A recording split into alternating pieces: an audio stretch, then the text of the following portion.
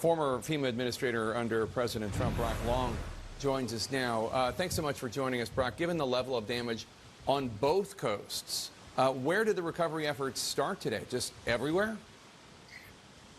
Well, right now, I think it's still probably search and rescue mode. And they're probably also conducting their initial damage assessments that are taking place. And obviously, that mission over the next day or two is going to transition into life sustainment. And part of the thing that's going to be really difficult to manage when you take a hit like this is everybody wants to rush back into the areas to check on their homes, and rightfully so. But in many cases, it's a dangerous area. There's down power lines, there's hazardous materials, obviously debris everywhere. So it takes some time for responders and communities to get the debris out of the way, open up the roads so that people can be allowed back in. And then once that starts to take place, you'll start to see some of the initial recovery efforts, and then eventually bleeding into the long-term community recovery efforts. So Gas Buddy says a quarter of the gas stations in Florida have no fuel, but CNN's learned that at least 7 large tanker vessels are currently heading to South Florida over the next 48 hours. How crucial is fuel in these critical first days after a disaster like this? Yeah, well, obviously on the evacuation, this was a massive evacuation, probably one of the largest that Florida's seen.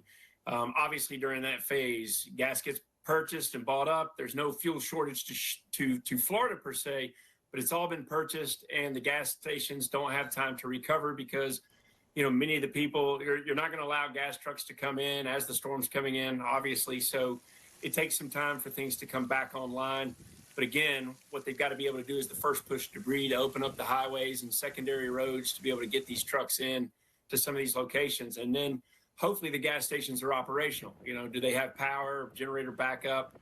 So there's a lot that's got to take place. And, you know, I wish we could just flip a switch and get things to work in the infrastructure, but that's just not the case after, you know, a traumatic hit like this. We've seen a wave of misinformation following Hurricane Helene. Have you heard of any instances of FEMA teams being harassed in the field as they're trying to do their jobs?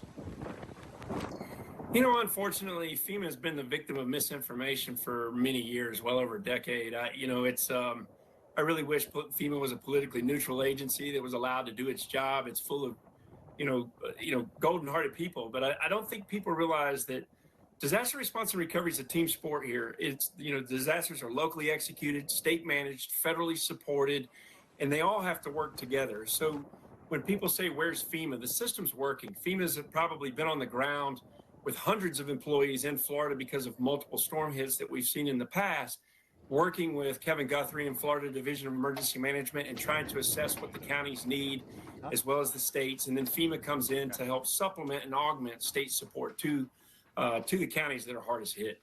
When you were in charge of FEMA during the Trump administration, Hurricane Maria devastated Puerto Rico and the Virgin Islands. What was the biggest lesson learned for you during that response, and how could that lesson be applied today?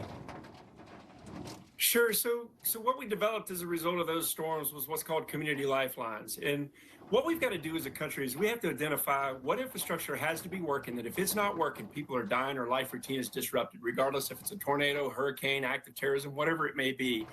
And then eventually we have to redesign the mitigation programs around public and private infrastructure to make sure that when they go down, they're only down for a short time, but hopefully we can mitigate them into the future to where they don't go down for various scenarios. And so, you know, I really think, Jake, that if we want to stop this response cycle that we're in, this constant response cycle, we really have to get Congress to start incentivizing proper land use planning, building codes, ensuring infrastructure that's insurable, and really mitigating the infrastructure that we need to work.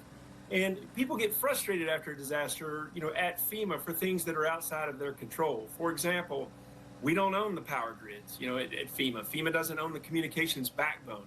But what we do want to do is coordinate with those private sector agencies to figure out what they need to get back online. All right, Brock Long, thank you so much. Appreciate it.